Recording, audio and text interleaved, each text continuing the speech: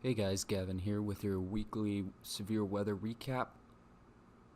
Quite an active week we had severe weather-wise. We had that one high-risk day Monday, and we had a lot of moderate risk days kind of scattered throughout the week. So we'll jump right into it here. This is Monday, 5/20.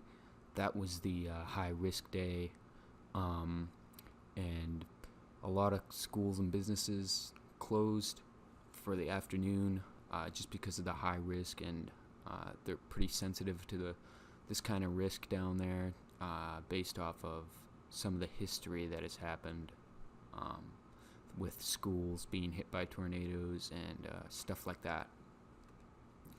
There were two notable tornadoes that touched down. One was the Mangum, Oklahoma tornado. Um, that you can see in the picture over to the right. The other was the late night Leech tornado in Oklahoma. That one I do remember seeing on radar. It looked pretty scary. So in total, we had 35 filtered tornadoes reported. Um, and honestly, not as much as people were expecting, but I don't know. Sometimes it's always not about the tornado count. It's about severe weather in general. So severe weather's a lot more than just tornadoes, I think, and sometimes people need to realize that just because there weren't a ton of tornadoes doesn't mean that it shouldn't have been a high risk day. Maybe you could argue that the tornado risk should have been lower. But yeah, here's Tuesday, 5/21. We had that enhanced risk issued from Arkansas up through Illinois there. We had a 10% chance of tornadoes in that northern Arkansas and southeast Missouri there. One funny thing about that day is we actually had more filtered tornado reports than Monday's high risk. That doesn't really mean anything, though. It's just kind of funny.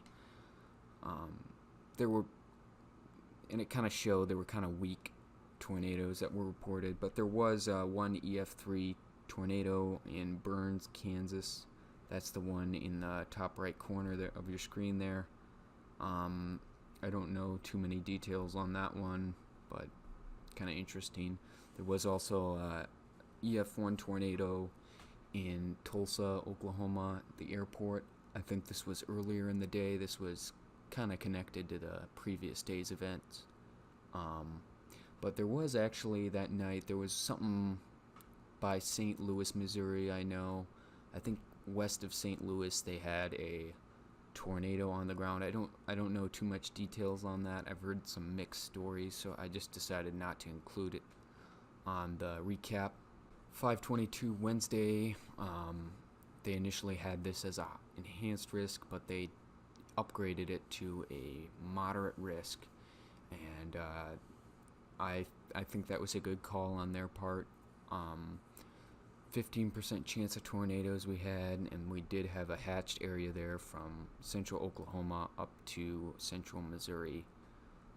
We had a EF2 in Iowa early in the day.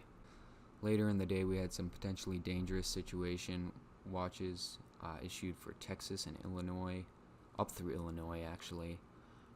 We had that one EF3 in Golden City, Missouri. I think there were some fatalities, unfortunately, with that. But this Jefferson City, Missouri EF3, I know there weren't any fatalities with that, luckily. People, and that's actually kind of surprising because that one was later in the day, so people must have been aware there, which is always good to hear. There were 43 filtered tornadoes reported on Wednesday. Thursday, we had another moderate risk issued. This one included the panhandle of Texas, really only the panhandle. It didn't really extend any further than that, but there was a 10% chance of tornadoes, and they did have a hatched area there for the panhandle in far west Oklahoma. We had an EF3 tornado touchdown in Follett, Texas. I don't think that hit anything. I'm not sure, though. I think it was just near Follett. We had an EF2 in Canadian Texas and an EF1 in Clarksville. That was a kind of a separate system up in Maryland. That you can see they had that enhanced risk up there, so they did have one EF1 tornado in Maryland. Total of 17 filtered tornadoes were reported on Thursday. Moving on to Friday, we had a really small enhanced risk for, I guess I would call it the panhandle of Texas, but probability-wise, we had a 5% chance of tornadoes that stretched really from southwest Texas all the way up to southern Wisconsin there. So we had a EF1 tornado in Marysville, Kansas. Otherwise, there were a lot of EF0, EF1 tornadoes that kind of extended through that 5% chance of tornadoes range. There were a lot of them, and they were very scattered. But I don't think anybody got injured or anything with those, but I can't say for sure. Total of 16 tornadoes were reported on Friday. On Saturday, we had an enhanced risk issued from the Panhandle yet again up to central Kansas. I would guess I would call it south central Kansas. There was a 10% chance of tornadoes for the Panhandle of Texas and Oklahoma there. And Saturday nights, that night we had that El Reno, Oklahoma tornado. I believe there were some fatalities with that. But it was one interesting thing about this El Reno tornado was very short-lived. So I think it only lasted, I don't even know if it lasted a mile, but I know the reason there were some injuries and fatalities with it is because it did, unfortunately, on that very short track, it hit a motel and unfortunately caused some injuries and deaths with it. There was also a EF2 tornado in Plainview, Texas. I don't know too much about that one. I just saw it on the list and thought I should include it.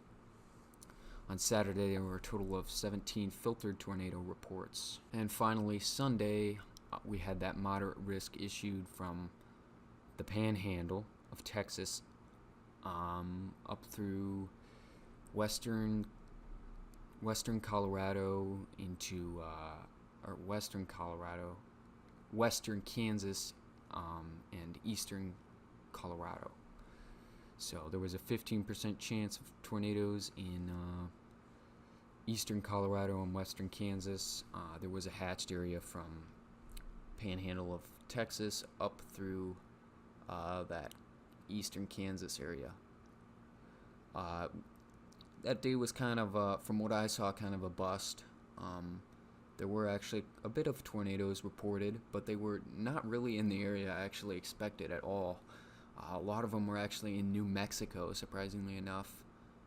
We had one up in Idaho there, so a couple in northern Colorado there, so really spread out and not really what the tornado probability showed, but there was severe weather in general reported in this moderate risk area, so I still say good call, because like I said before, it's not always about tornado count or the severity of the tornadoes.